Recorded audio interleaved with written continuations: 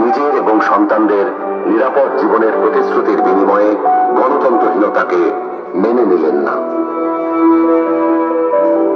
Fascist হাসিনার আমলে বিদেশ থেকে ফিরে এসে মিথ্যা মামলা মোকাবেলা করে জেলে চলে গেলেন।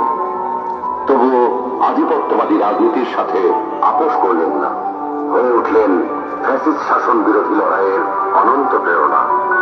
তবে কি তিনি কখনোই আপোষ করেননি? অবশ্যই করেছেন।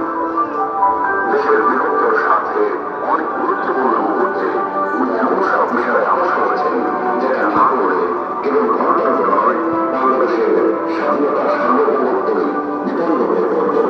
91 সালে তার পছন্দের প্রেসিডেন্সিয়াল পদ্ধতি ছেড়ে সংসদীয় পদ্ধতিতে চলে গেলেন বৃহত্তর রাজনৈতিক সমঝোতার স্বার্থে।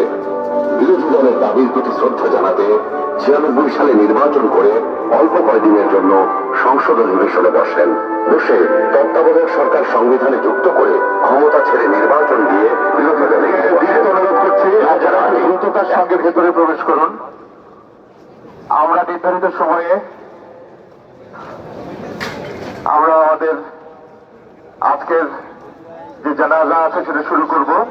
মিরপুর থেকে যারা ঢুকছেন তারা অতি দ্রুততার সঙ্গে ঢুকেন এবং আমি অনুরোধ করছি আমাদের যারা ছাত্রদল, যুবদল, স্বেচ্ছাসেবক দলের ভাইদেরকে অনুরোধ করছি আপনারা তাদেরকে সহযোগিতা করেন, তারা যাতে দ্রুততার সঙ্গে ভেতরে ঢুকতে পারে এবং ভেতরে ঢুকে আপনারা পূর্ব প্রান্তে চলে যাবেন।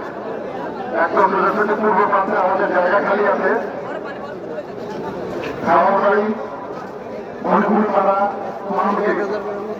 সেখানে কিছু জায়গা আছে এবং মাঠেও কিছু জায়গা আছে। সরাসরি পেছন দিকে একদম পেছনে চলে যায়।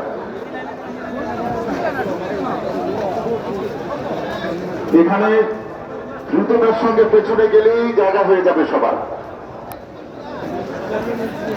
আমাদের বিস্তীর্ণ এলাকা আছে, সেখানে প্রচুর লোকের সমাগম করা যাবে। আমরা যদি একটু সুশৃঙ্খল ভাবে দাঁড়াই তাহলে আমরা সবাই খুব সুন্দর করে আমাদের কাজটুকু করতে পারবো।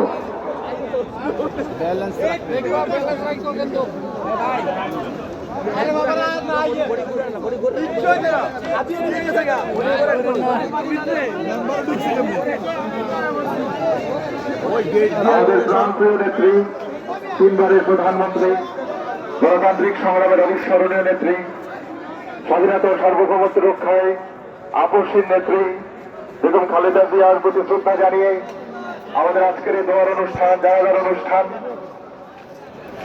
লক্ষ কোটি মানুষের প্রিয় নেত্রীর জন্য সবাই সমাবেত হয়েছেন। এখানে আপনাদের সহযোগিতা একান্তভাবে কামনা করছি এবং অনুরোধ করছি যারা বীরপুর থেকে ঢুকছেন তারা সরাসরি পেছনে